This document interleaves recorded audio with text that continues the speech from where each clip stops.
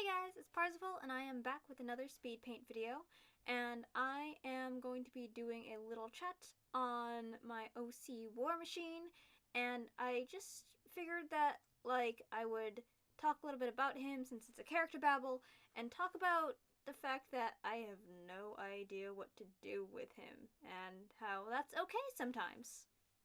So, as you might be able to tell from the reference that I'm pulling from, War Machine is a gem Sona or a gem fusion character, and he is made from a star sapphire, a yellow star sapphire, and a Indian star ruby, which is a darker, more like more mahogany sort of colored ruby.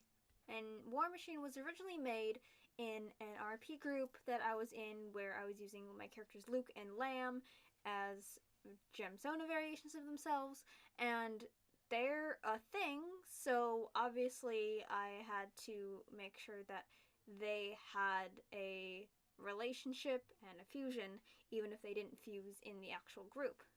And so, because Lamb was a Star Sapphire and Luke was a Indian Star Ruby, we already canonically have what happens when you fuse a Sapphire and a Ruby together, and therefore you have a Garnet.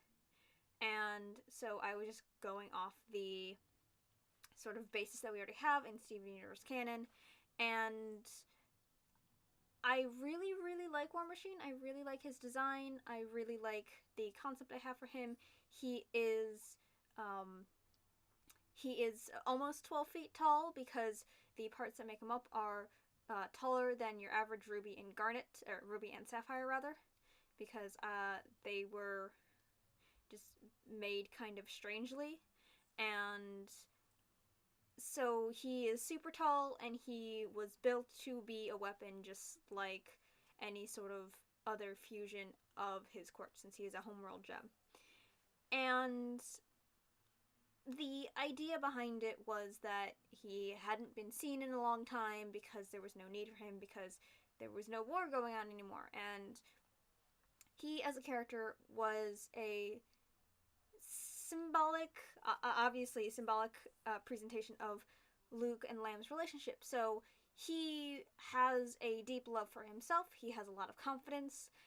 He is very skilled in war tactics because he was used as a war weapon, and he has a lot of not only just self-confidence but appreciation for himself, and he doesn't feel much shame about it.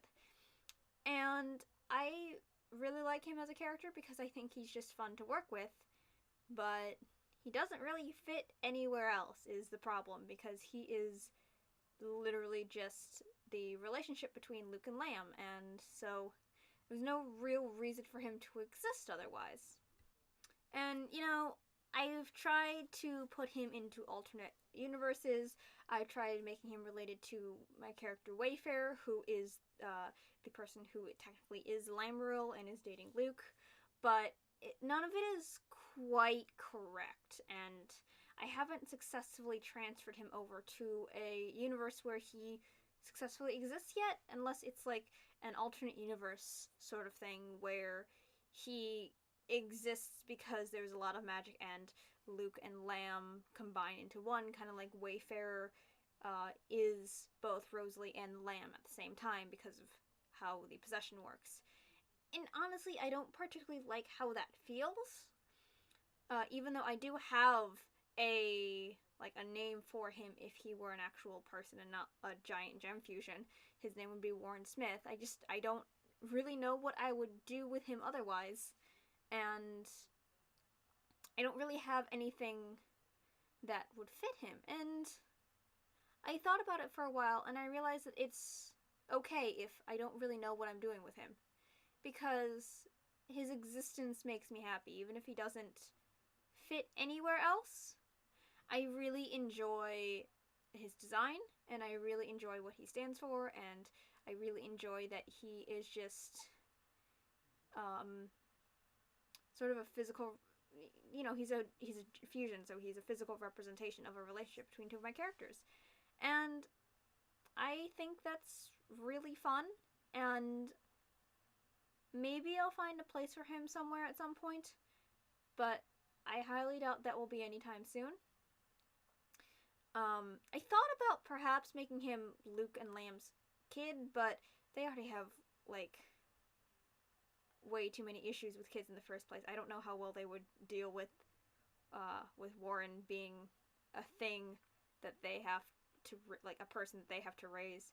And it doesn't really fit him as an existence, because one of his big things is that he is aware that he is both of them, and that is part of who he is. But I think that just so long as he makes me happy, it's totally fine for him to just exist. And I hope that you guys have OCs that make you happy and just exist, that don't necessarily have to exist inside a story. Because I think it's a very nice thing to have in case you just want to enjoy yourself without having to feel like you're obligated to stick with an idea. But yeah, that's about it for today. And I am going to, well, I'm not going to do my outro for this because I'm putting up the little screen here, but I hope you guys enjoyed this short little video, and I hope you guys have a very good rest of your day. And you guys know links and stuff are in the description, and I will see you guys next time. Bye!